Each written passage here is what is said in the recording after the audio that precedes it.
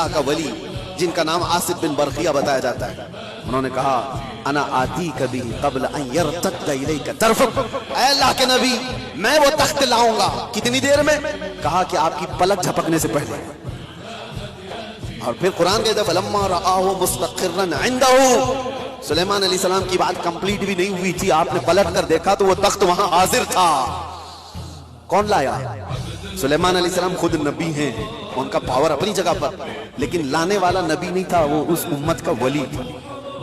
کس امت کا؟ بنی اسرائیل میں ہے۔ سلیمان علیہ السلام بنی اسرائیل کے نبی ہیں۔ بنی اسرائیل کے ایک امتی ولی نے وہ تخت پلک جھپکنے سے پہلے حاضر کر دیا۔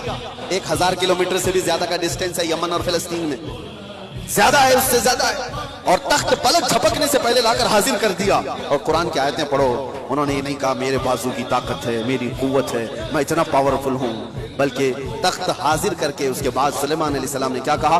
ھذا من فضل ربی، یہ میرے رب کا فضل ہے، یہ میرے رب کا فضل ہے۔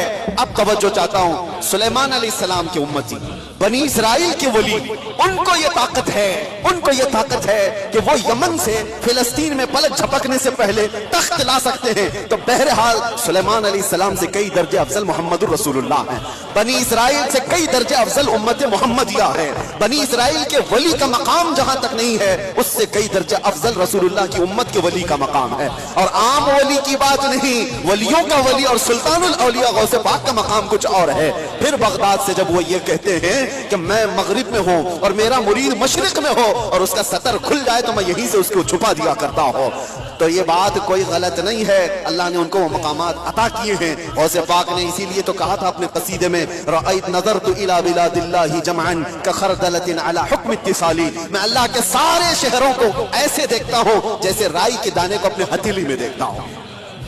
ہاں یہ قرآن سے میں نے بتایا ہے، لفاظی نہیں ہے جو کہتے کہانیاں ہیں، وہ قرآن بھی تو پڑھ کر کے دیکھ لیں۔